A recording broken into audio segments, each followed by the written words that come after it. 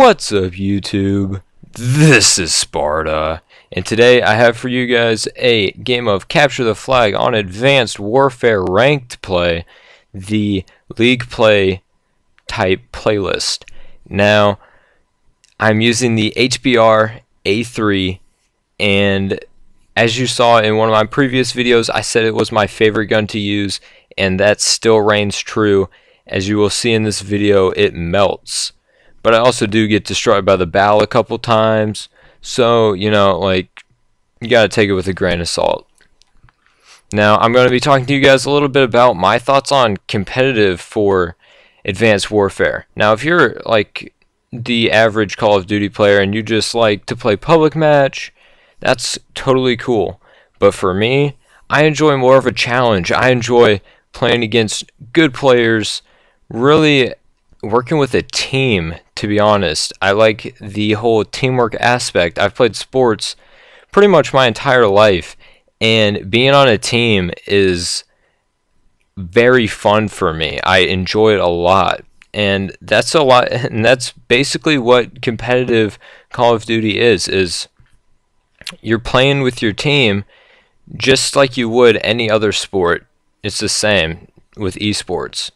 Now, in Advanced Warfare, competitive is going to be kind of interesting. I can't wait to watch like some of the championships, just due to the fact of the exosuit letting you move so freely, being able to double jump and boost jump and all sorts of stuff. I love the different grenades, the EMP, the stun.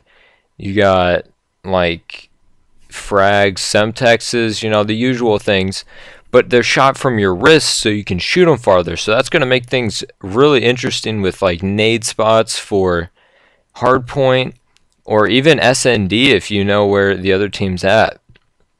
Now, Capture the Flag is obviously a classic game mode, and they will be using this in competitive on Advanced Warfare, and that makes me very happy because Capture the Flag is a very fun game mode in my opinion, just due to the fact that I can actually slay out and then play the objective at the same time, as opposed to Hardpoint where someone has to be on the objective while other people clear out around them to help your team get points.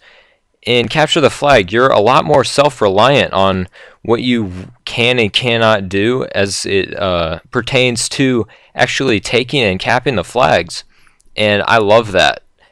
Also, Uplink being used as a competitive game mode might be kind of interesting. I don't love the idea just because it's a new game mode, and it does bring kind of an odd, I don't know how you'd say, like it brings an odd kind of ball-based game into Call of Duty, making it almost like an actual sport, which is kind of weird, and I'm not sure if I like that, especially since when you're carrying the ball you can't shoot. But I guess that does add to the fun. Obviously, search and destroy in this game is going to be great, but unfortunately the boost packs, or the exosuits I mean, are extremely loud, and you can hear them from across the map, so that does bring more strategy into it, where you're going to want to be using less of your exosuit than usual because they will be able to sound whore you, and the footsteps are also extremely loud, and there's no dead silence. There is a exo ability that does make your sound like invisible, like dead silence would be, but this only lasts a limited period of time. So I really can't wait to see what people are going to do as far as search and destroy, and how teams are going to be stacking up, and I guess, I don't know, playing the bombs. I want to know how each team is going to want to run it. Now, Hardpoint, obviously great game mode, introduced in Black Ops 2, which was my favorite Call of Duty so far, and it will be probably one of the best Call of Duties ever made in my opinion.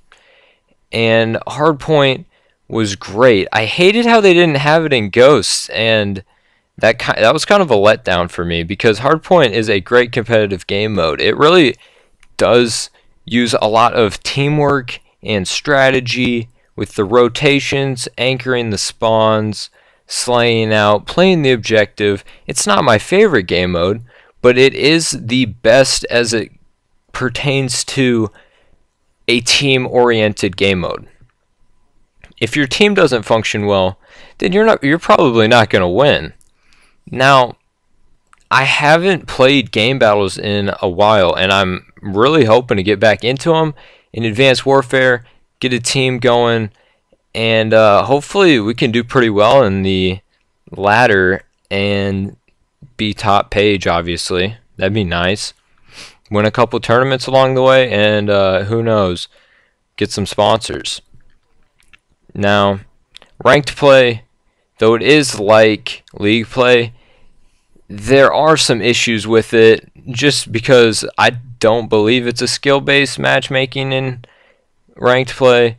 They say it is. I don't believe it is. We play against some pretty bad people, but it's even easier to get into Diamond Division. Now, for competitive gaming, ranked play is going to be the best you're going to get for Advanced Warfare, unfortunately. Unless you're playing 8s or game battles, those obviously would be better, but you won't get XP. And league play was great, except I didn't like the way you ranked up.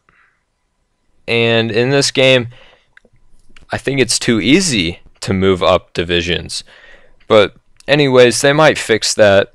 Not too sure. But really my topic was going to be on the Major League Gaming aspect of this game, and why it's going to be fun for me to watch it, and why I'm probably going to enjoy it.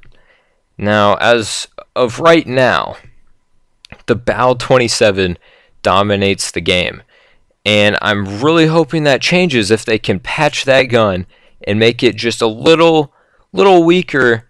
Then it would balance out the playing field so much. We'd get a wider variety of guns that people are going to be using. It would really expand basically what they've already made, as every other gun seems to be pretty balanced in my opinion. But the BAL 27 is overpowered and everybody uses it, and it just gets boring to watch after time. And I'm really hoping that they patch it, and then the HBR will be in contention with the BAL 27, because the BAL is better. I'm not saying it's more fun to use, but it is better. And all competitive players use the BAL. I hate seeing the kill feed scrolling with only the BAL, and I really do hope that they patch it soon, so that for the first large tournament for competitive gaming, not every single player on each team is going to be using it, because it is frustrating to watch. I don't enjoy it, but I don't know. The BAL's a fun gun to use, but it would help competitive if they fix it just a little bit. Now, as for competitive as a whole, this game is going to be fantastic. It's going to be so much fun. I can't wait to start game battles again, especially on this game. Hopefully get a pretty decent team put together and really just have a good time with it, because I feel like Advanced Warfare could become one of the best Call of Duties. Not saying that right now it's one of the best, but it is one of the most fun because it is the most different, which is also going to really change competitive. Like I said, the exosuits and the exo abilities really are what, I don't know, they really determine how you play the game. And right now we don't have much variation in competitive, and I would love for that to change, just so that it's more fun to watch, more enjoyable, and more enjoyable to play. Because I've heard a lot of people complain about the BAL and all that stuff, and I know you guys have too, but hey, it's put in the game for a reason, and you can't really stop people from using it. So hardpoint, search and destroy, cap the flag, uplink. Momentum better not be a competitive game mode, because it's like if both teams are evenly matched, no one's gonna win. And that's pretty much the main problem with momentum. Otherwise, that would be a fun game mode. And it looks like we are getting to the end of the video here, guys. I really hope you enjoyed this commentary on my opinion on competitive gaming in Advanced Warfare. If you want to join my Spartan army, go ahead and stab that subscribe button and hit the like. That would really help me out a lot. And leave your thoughts in the comment section down below. And as always, this is Sparta, and I'm out.